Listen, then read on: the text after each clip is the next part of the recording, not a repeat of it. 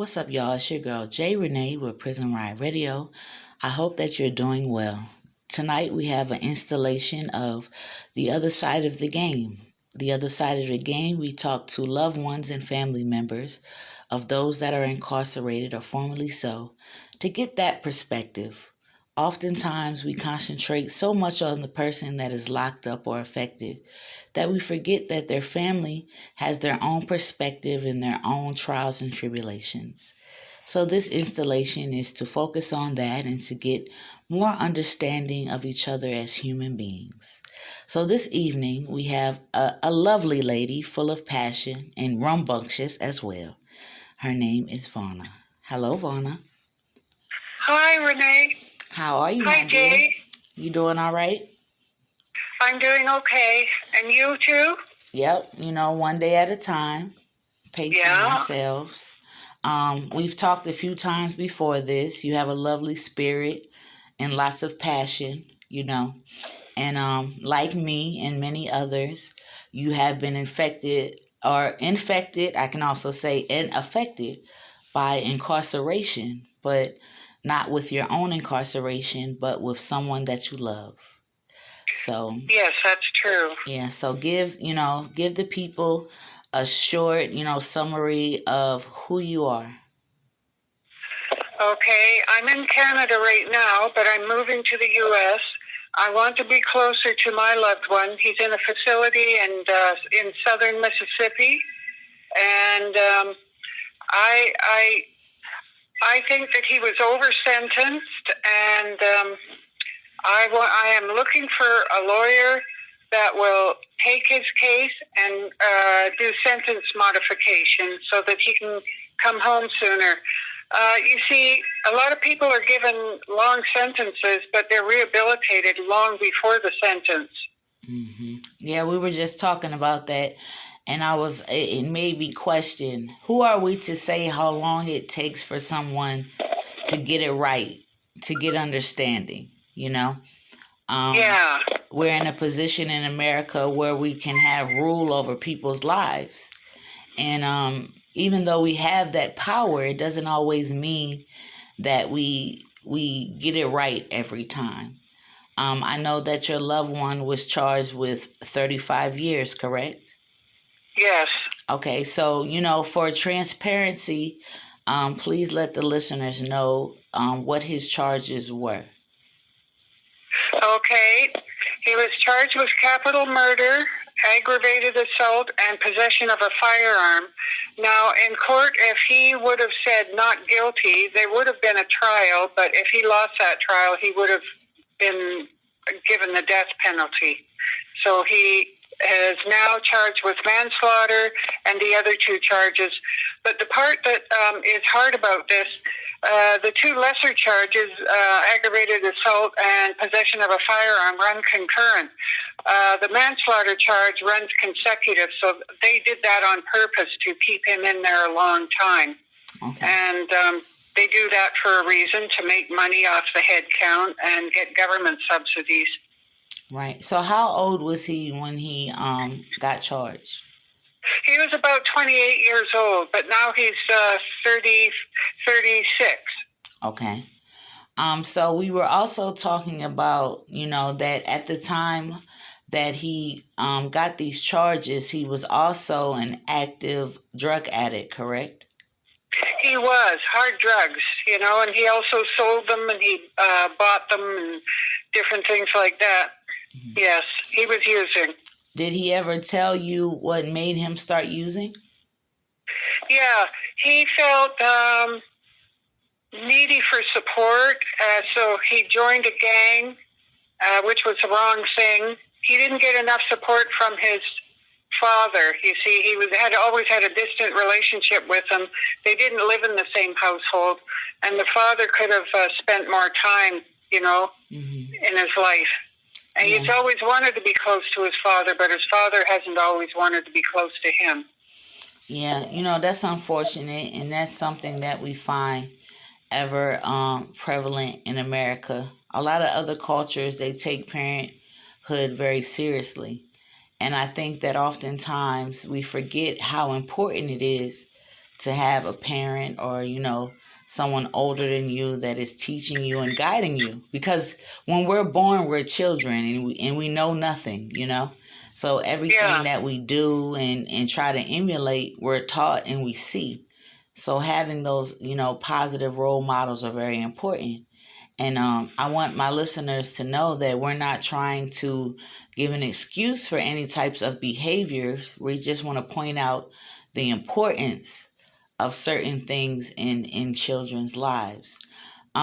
So back to you, Vanna, and your loved one. He's currently in Mississippi, correct?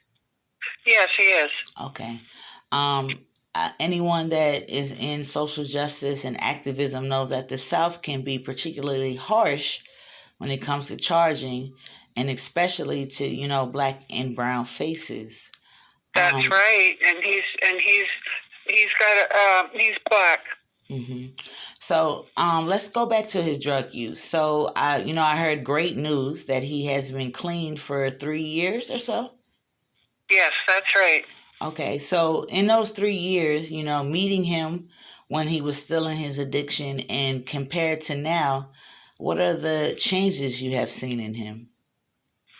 Oh, well, he doesn't lie anymore. He tells the truth.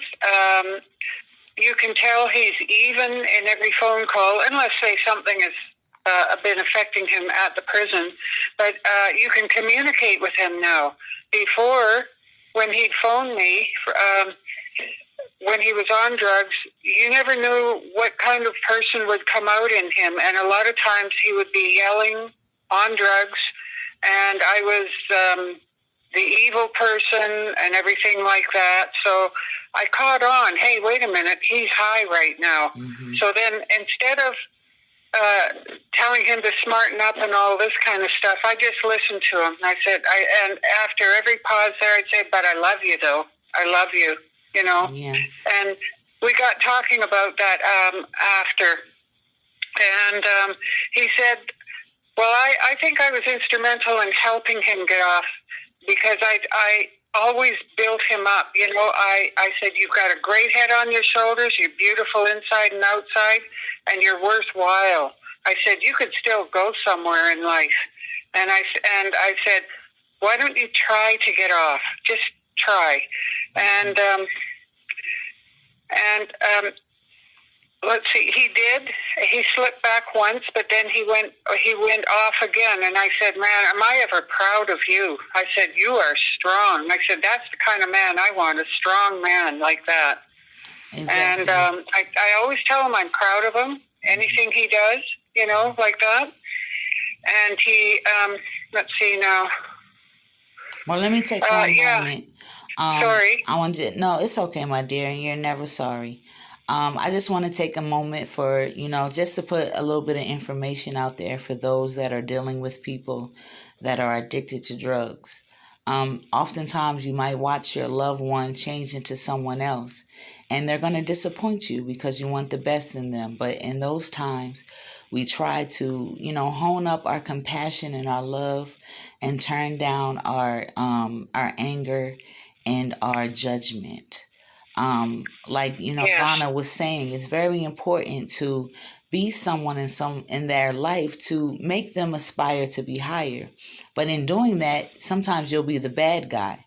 And when you're doing a good job with someone on drugs, is they're going to be mad at you. They're going to call you the bad guy because you're holding them accountable. You're saying no. Those things are important. People that are addicted to things are running from some type of trauma, So that's when our compassion and our love needs to tune in, So I just want to give y'all that gem for, those that are going through that. Uh-oh. So that's just some advice to those that might be going through hardships with, people that are, addicted to drugs and just trying to escape your reality. That's why most people get on drugs. It's fun for a while, but those that stay on it are running from some type of pain and trauma. And as human beings, we all have pain and we all have trauma, but we deal with it in different ways, So just be mindful of that. So we have Vanna on the line talking about her loved one, and she's looking for a lawyer.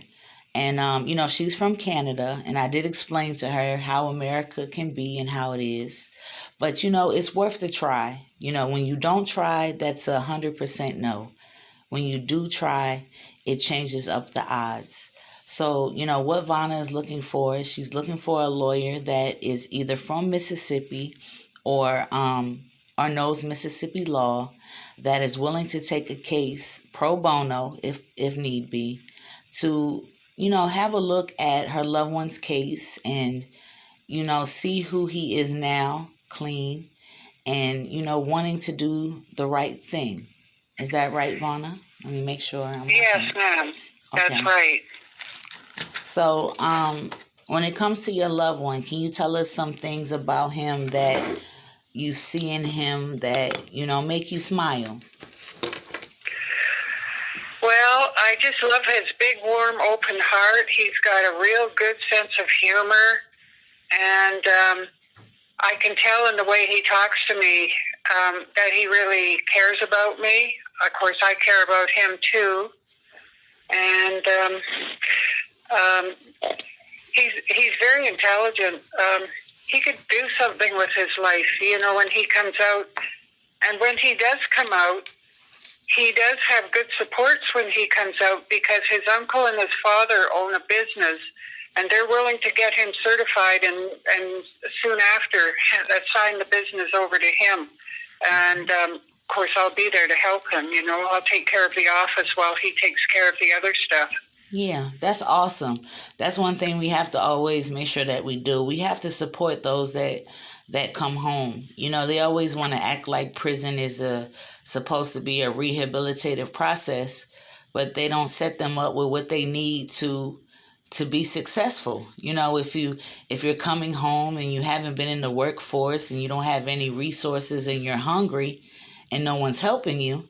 I mean, I know if I was hungry enough, who says I won't go into a store and get me some groceries, with a 5-finger discount, and that's just being real about the situation. So we definitely appreciate those that have the support once they come home. I do want to tap into this because he was charged with a serious crime that he did commit. When you speak with him, does he seem remorseful for the things that he did? Like, what does he have to say about that? Well, I asked him, I said, what are your feelings on it now that you're off drugs? I know you can be feeling one way on drugs, but how do you feel off drugs? And he was quiet for a second, and he said, I'm absolutely sorry from the bottom of my heart. I feel for the family. And he says that this wasn't like me to do that. And he says, I wish I could take it back. But he says some things are just permanent in life. And he says he'd even like to apologize to the family, But I said, when your parole date finally comes around, I said, we're going to have to put together a parole package, and you're going to have to express that remorse, because I think that's going to be important. He says, well, I have a lot of it. He says, I think about it a lot at night, too. Mm-hmm. Remorse is very important because it keeps us humble and it keeps us mindful. When you're really sorry for something that you've done, 9 times out of 10, you're not going to do it again, because you don't want to create. That's true. Yeah, you don't want to create that feeling in other people. You don't want to feel that again. Remorse is a real feeling. There's a lot of people that have a hard time saying sorry. You know what I mean? So that humility that comes with remorse is important to feel. And I also want to put it out there that sometimes you can be very remorseful and you apologize, but people don't accept your apology. But, that's a part of it. Sometimes sorry isn't enough. So we hope that we do better in the future, because we can't go back. No one's created the time machine yet. I wish they would. There's some things I want to do over, but, yeah, we have to live in the present time. So I want to give you a moment, Vanna, to, petition to the people exactly what you're looking for and what you need for your loved one and for yourself. We can't forget you. So the floor is yours. Okay. I would like to have a mentor that I can talk to about this, somebody who knows about Mississippi laws. And for Matthew, I'd like him to be able to have access to good legal counsel, too. He's not eligible with a public defender, but I'm coming over there to Mississippi, and I'm going to be looking around for somebody who will do it pro bono. I don't have a lot of money, but I will pay whatever I can. I don't expect this to be done for nothing. You know what I mean? Mm-hmm. And I want people to know how Matthew has changed. He really has. In the beginning, when I knew him, he was wild. He was hard on people, and he was not even himself because of the drugs. I'm not saying that that's an excuse, but he's grown up a lot since he's been in prison. He's had to, Mm-hmm. And he's a different person now. And he's a good person, really. I've gotten to know him a lot, and he really is a good person. He would give you the shirt off his back. He'd do that for a stranger, too. And he's really worried about his mom as well, because she's got breast cancer, and they're both afraid they won't see each other again, like in the same house. Yeah. And that kind of thing. Yeah, that's a hard realization. I'd also like Matthew, even when he's released, to go to drug and alcohol programs. I'm not saying that he's having cravings or anything, but just to instill that he stays on the straight and narrow. He believes in Jesus. He believes in God. He prays. His father's a minister. And I believe that if Matthew was given another chance, he has enough supports when he gets out that he would never go back to prison again. And it's been a real eye-opener for him. And he looks at people differently now, too. He sees them as people, not as objects, the way he used to before. And that's a good thing. That's a good thing, because when you see things as objects, it's easy to do the wrong thing. It's easy to take advantage. It's easy to just get caught up in all the lies. But when you see humans for humans and people with hearts and care and love, it makes you more mindful. That's how we make it in society. There's more people in the society that care about each other than don't. Because if there were more people that didn't care, it'd be a whole different situation. That's true. That's true, Joy. Yeah. I appreciate you, Vanna. Oh, thank you. I'm honored to be able to talk. Oh, yeah. I see your heart, dear. I can see your persistence. I seen what that was, It was care. It was desperation. It is wanting someone to hear what's going on with me. And that's why I always say we have to just take time to listen to each other and understand each other, I advocate for him around the prison, too. If he's being treated unfairly, I know the right people to go to now, and the situations do get resolved.